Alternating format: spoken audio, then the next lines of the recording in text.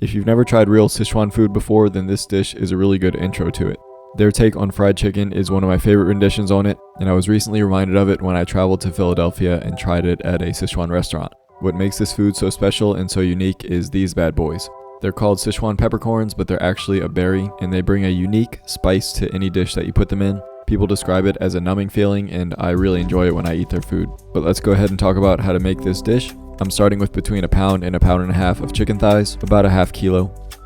I'm trimming off the excess fat from them and then chopping them into pretty small chunks. For normal fried chicken, I usually cut a little bigger, but for this dish, I go small. The breading is really light and thin, so it's not going to overpower the meat inside. All of that gets tossed into a bowl, and then we add one of the simplest marinades of all time. I'm giving it a few tablespoons of soy sauce and a couple tablespoons of shaoxing wine, then a good sprinkling of both MSG and white pepper. Just mix that by hand, and that only needs to sit for like 30 minutes to 2 hours, no more. When that time is up, you can either pour off or strain off the excess moisture. It'll help it to crisp up a little better and absorb the breading. Which, speaking of, I'm going to pour in the rest of the potato starch that I have in my pantry, which isn't much at all, and then I'm going to add the rest of cornstarch. Twist it in if you want to keep it thin. You could obviously use either one. Also, I'm going to take a handful of my Szechuan peppercorns and throw them into my molcajete, just pounding them up a bit because I do want to infuse some of their flavor into the chicken breading. Also, if you have Szechuan chili flakes, you can add those here. I don't have any, so I'm using gochujang or Korean chili flakes. And finally, a couple of pinches of salt to compensate for the extra ingredients that we're adding. Again, we're going to mix this by hand, and I'm just trying to coat everything evenly. By the way, I don't have an exact measurement for the cornstarch. I kind of add it by feel just so I don't waste any. So after mixing the initial batch in, I'm going to add a little more until I'm satisfied. You shouldn't get it to the point where it's separating like fully breaded fried chicken would. It's still going to be super sticky and be hard to separate, but you should get to something like this. Now I'm just going to set up my wok on my gas stove. Notice how I'm flipping over the grates first. I always do this with my wok so that the flames can lick up around the sides better. I'm just adding a couple of inches of peanut oil to the bottom. Not as much oil as I usually use when I'm deep frying, but that's because I'm going to use this wok to toss everything together afterwards. But this oil shouldn't take too long to get up to between 350 and 375 degrees Fahrenheit, which I'll then separate my chicken in by hand as carefully as possible. It's not as easy as your standard breaded chicken to add to the fryer. Do your best to add individual pieces, which will take a while, but it'll be well worth it. I did this in around 3 or so batches, and after I got all the chicken in, I started to agitate it with my spider. You can also use that to break up any pieces that stick together, which is kind of inevitable with this kind of chicken. Just stir that occasionally and let it go for like 3 to 5 minutes. You can check the temperature to be accurate if you want to. I'm pulling that off onto my wire rack laid over some foil, and then I'm just repeating again with the rest of the chicken. Just be careful and take your time adding them in. And once all your batches are complete, you can set that aside. And now we're almost done. We're just going to put the whole dish together here. I'm going to carefully pour off most of that frying oil. I'm going to reserve like 3 or so tablespoons just to fry the vegetables in. You can also let that cool off just a bit in case it's still piping hot. I'm starting with the whites of about 4 scallions that I chopped up.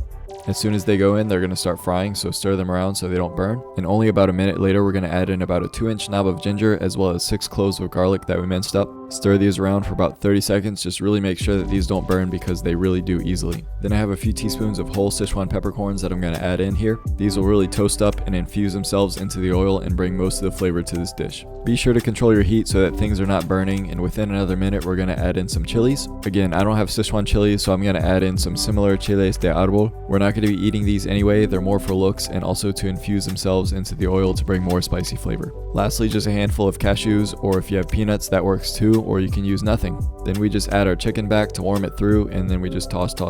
Also, I'm just going to add in about a tablespoon of gochujang. It's a Korean chili paste, obviously not traditional, but some recipes use doubanjiang, which is a Chinese chili paste. I just don't happen to have it, but I do want to add some sweet spiciness. Just mix everything together and you're completely done here. This is your Szechuan fried chicken. Take some nice photos and marvel at your masterpiece. And please heed my advice and make some rice to serve this with. I did not, and I ate this in like 2 servings, which is super not a good idea. You definitely want to stretch this so you can serve more people with it, or at least serve more dishes to yourself with it. I'm garnishing with the greens from the scallions that I chopped. You can even chop the greens a lot longer like some people do. I think that's pretty traditional as well. But this is definitely what you would classify as a flavor bomb. Tons of umami from the soy and MSG that we added that penetrated through the meat when we marinated it, and then the crisp spiciness on the outside that just bodes so well with all the other flavors that we stir fried it with. I think this would probably go well in most people's go-to recipe list. I'm definitely ready to see how it came out. Let's taste test. These are exciting times. I highly recommend you put on a pot of rice for something like this so that it can help prevent you from eating the entire pan. I failed to do that, so hopefully I have some self-control here. You know, if you ever ask me what my favorite fried chicken is, it's most likely the one that I'm eating at the moment. All the different versions from different cultures and different parts of the world are so good. They each bring their own little piece to it, and I don't really know how I can discriminate against any of them. But today the focus is on the Szechuan chicken, so let's get right into it. Cheers.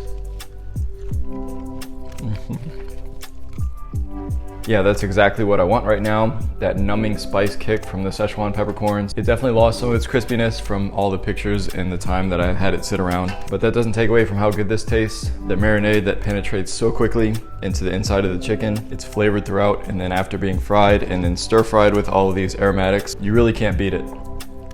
By the way, have y'all ever had Brazilian lemonade? This stuff is fire. Yeah, I much prefer the smaller bites of chicken in this because there's not too much breading, so it's not going to overpower it, and they each just pack their little flavor punch. This is definitely something you can whip up on a whim. You don't really have to prepare a lot for it. And I had every single component of this wok already at my house, in my pantry or in my fridge, which never happens to me with recipes. So this really is something that could become a staple, something that you can use to impress your friends or just have on a weeknight. I feel like this fried chicken isn't talked about as much compared to some of the other more popular styles, but it definitely should be. I hope someone new can try this recipe. If you watch this video, I really appreciate it.